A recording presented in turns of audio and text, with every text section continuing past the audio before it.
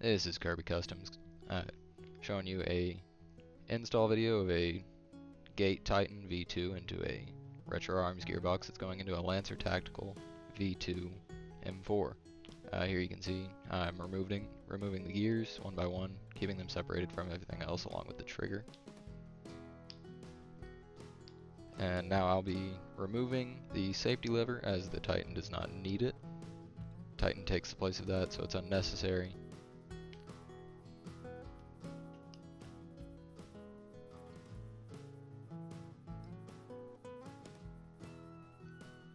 And now to remove the pin for the safety lever, and then we'll get into the removal of my old MOSFET, which was a gate aster.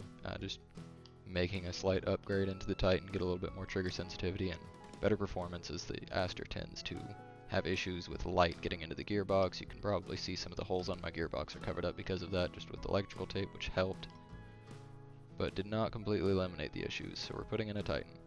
This is the Titan V2. Taking off the top plate there, that way I can fit the bottom plate into the gearbox. This part of the video is sped up. It's pretty simple. It's just one screw that's really holding the Titan in place. It's important to make sure that you get the Titan lined up properly whenever you install it in the gearbox. You just want to center it around the bushing that holds yours. Be fine, just drop the screw in. Make sure you put in the rubber washer under that screw head, otherwise you can fry your Titan. Having a little bit of trouble getting the washers to stay on the screw, but I'll speed up through that.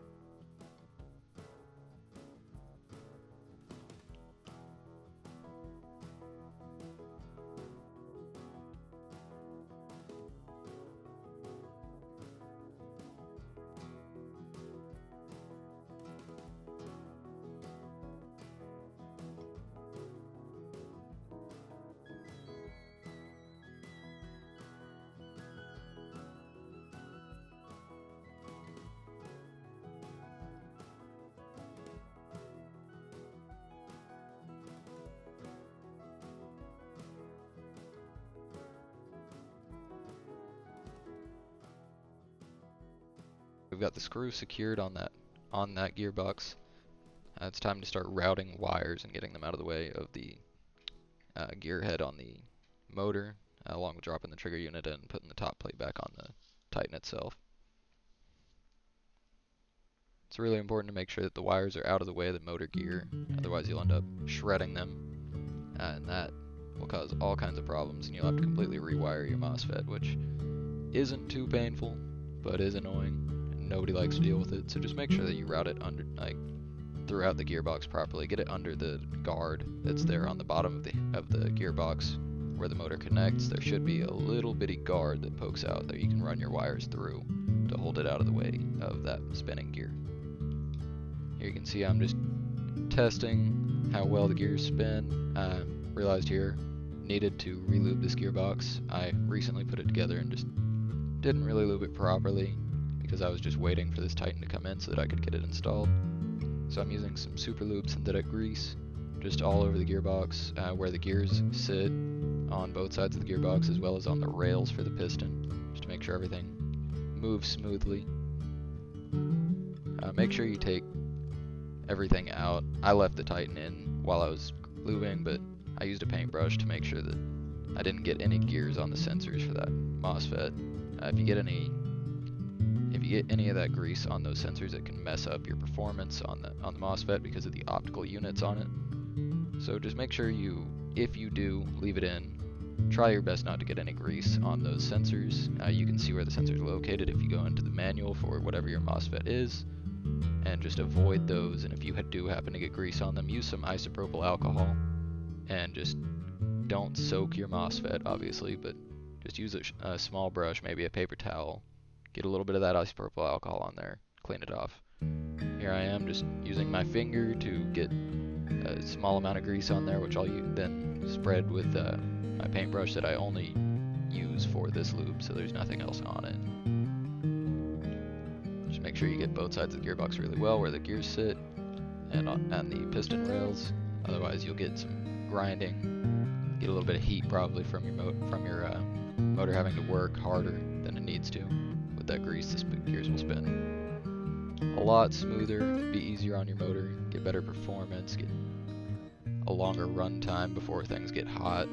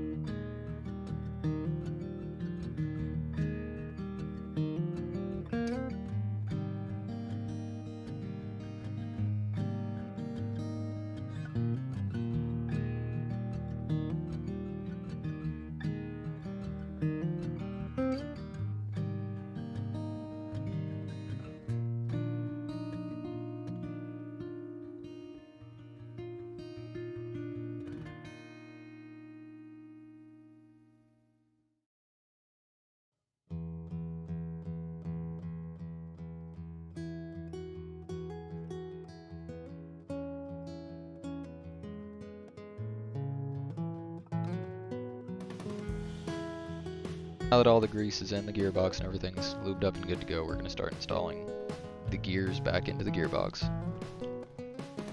I like to start with the spur gear.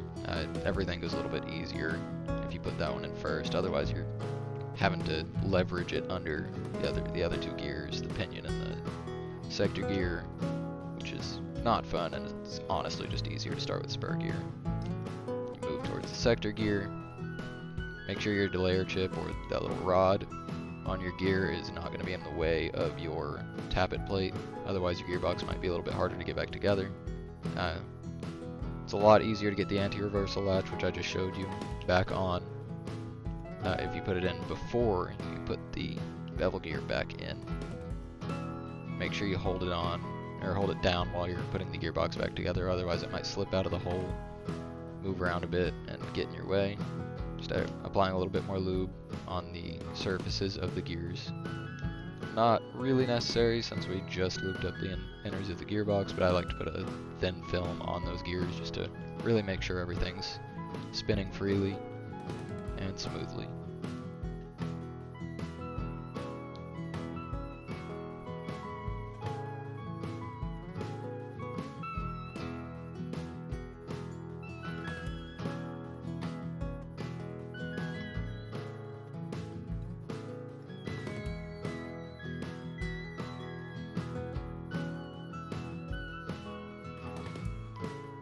Reinstalling the trigger here. It's pretty easy, you just drop it in and you put the top plate of the Titan back in. After that you can start putting your cylinder assembly back in.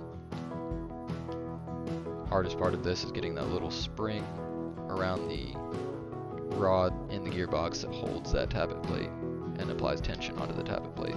That way it cycles properly. I like to start by just putting that spring around that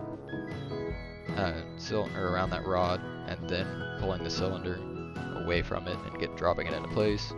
Make sure the rails on your piston there are lined up with the rails of your gearbox, otherwise the gearbox shell won't want to seat properly.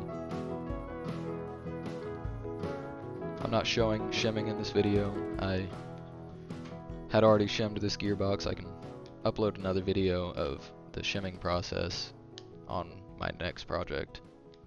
That is the longest process on any gearbox build, in my opinion. Just making sure that it's absolutely spot on.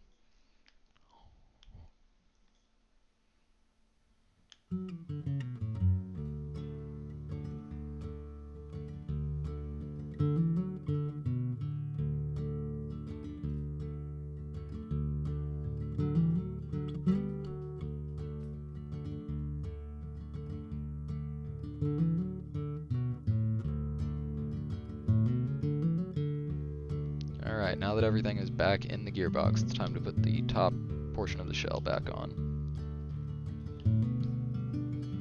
Just drop it on if you have everything set up properly. You shouldn't have to force it on. If you do have to force it on, don't. And pull that shell back off. Make sure everything's lined up properly, and it should just drop right on. I'll speed up through this. It's just me putting the screws back in the gearbox shell and tightening them down.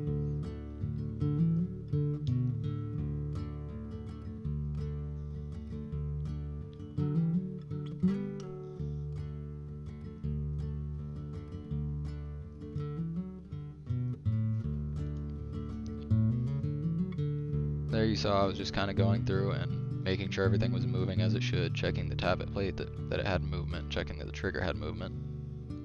Now you want to put in your safety pin. Goes into the small hole right above your trigger guard. I like to, I'm just testing to make sure that the Titan sensors are actually picking up trigger movement, so I'm just putting these pins back in. That's the rear pin. Should just drop in once you get everything lined up.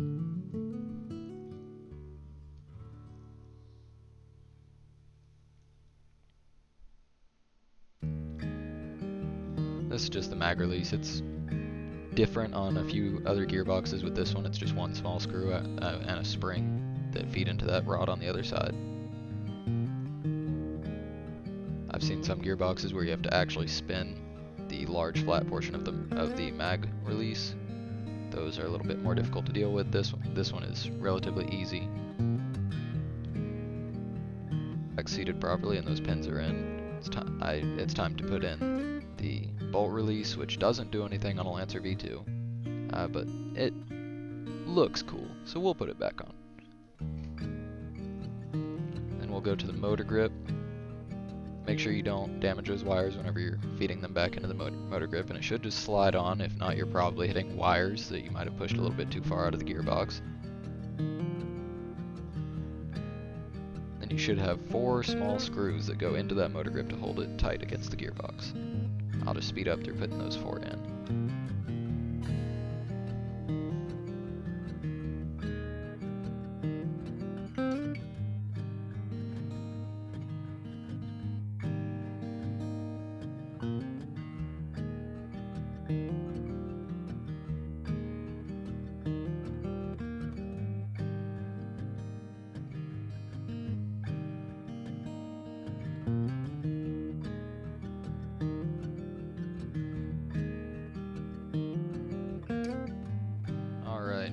Now that everything is back in the gearbox, you can pop your spring back in with the spring guide. If you've got a quick change gearbox like I do, you can just pop it in now. If not, you need to pop it in while the gearbox is out of the receiver.